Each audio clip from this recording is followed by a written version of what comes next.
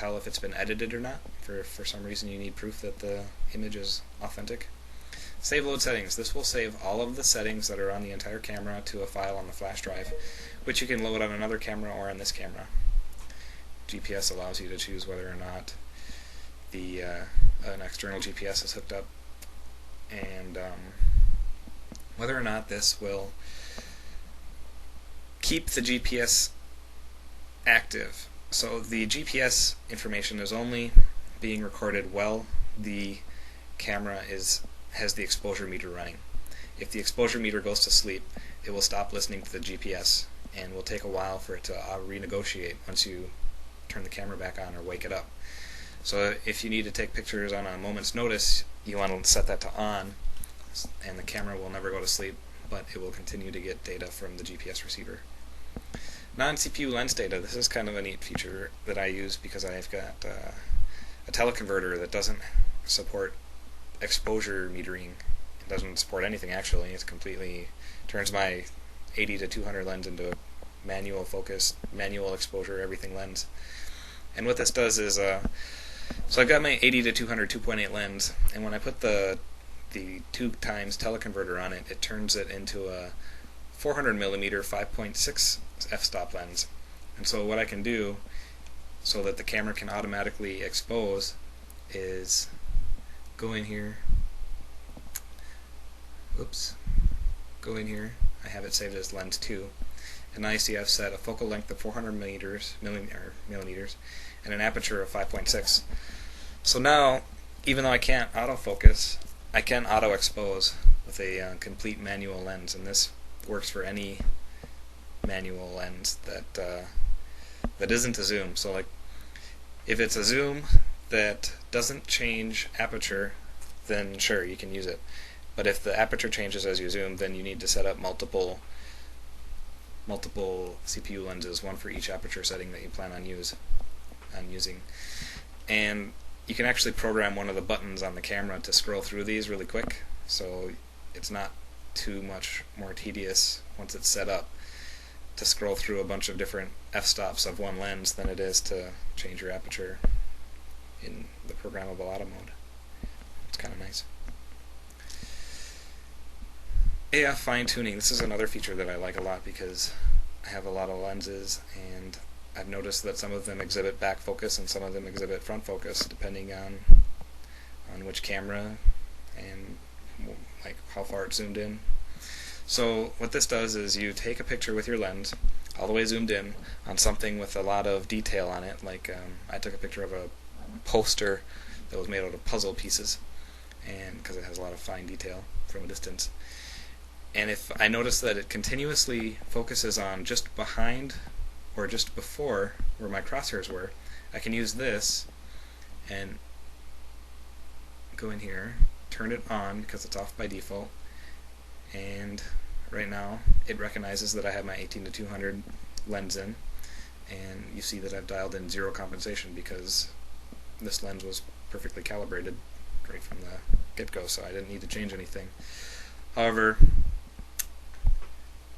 you see I've got 3 saved lenses in here, 50mm 1.8, my 105 macro, and my 80 to 200 2.8.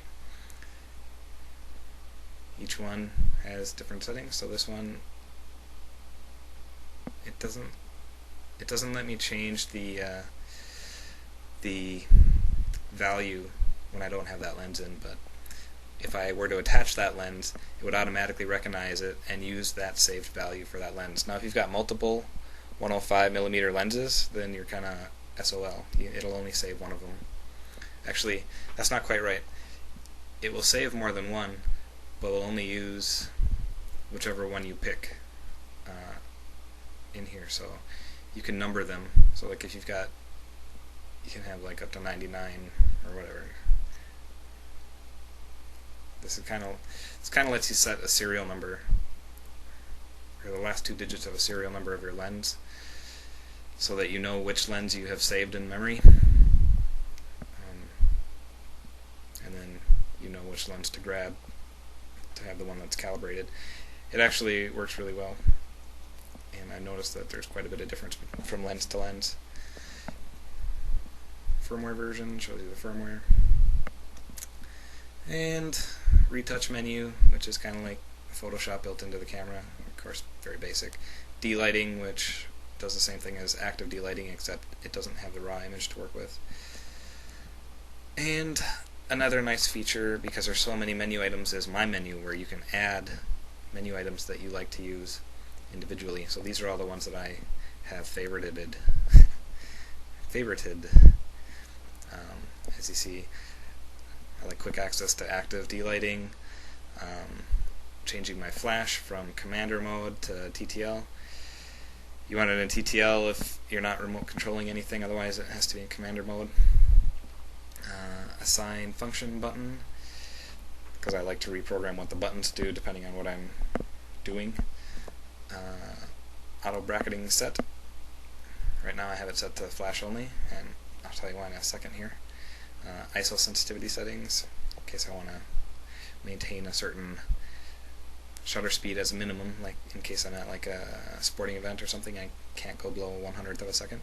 And I don't want to have to mess with the ISO all the time depending on lighting conditions. Beep.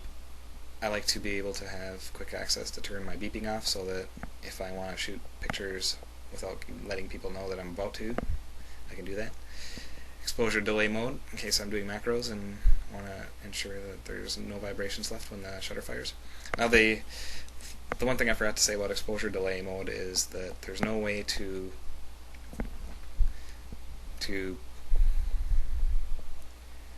well, I guess that's not 100% accurate. Never mind. Never mind. Okay. That pretty much covers all the menu items. There's a couple other tricks and tips. One that I learned on YouTube is tricking the camera into shooting 8 frames a second when you do not have the battery grip. Someone figured out that if you do auto bracketing with flash only, and then have the flash shut so that the flash can't fire, and program one of the buttons to flash burst or bracketing burst mode, which is kind of like continuous shooting but specialized for bracketing, so that it only fires the number of times you have set for bracketing exposures, you can get 9 shots in 8 frames per second. Let me show you how to do that real quick, even though it's on YouTube. You assign the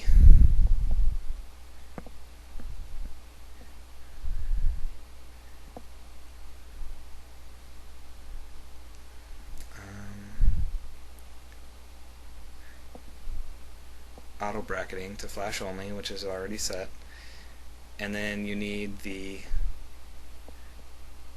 function button to be set to bracketing burst. So that means when you hold the function button down, which is the bottom one, which actually isn't the way I want it. I want the bottom one to be set bracketing mode. So I'm going to assign the function button to be, oh, I guess it's not going to let me. I was going to set it to be bracketing mode, but I'll go with, oh, you know why. I know why. Assign function button, command dial, auto bracketing. Okay, so now function is set to auto bracketing, because it's a command dial. You need to turn a dial when you're changing the bracketing, so that's why it's under the auto dial submenu. And now the preview button, which is the top one, I'm going to set to burst, bracketing burst, which is 9 continuous shots, assuming you have 9 bracketing items set. And so now we're set. We've got the bracketing mode to flash only. We've got a button to change the bracketing, number of bracketing steps, and we've got another button for bracketing burst, which is what you need. Now,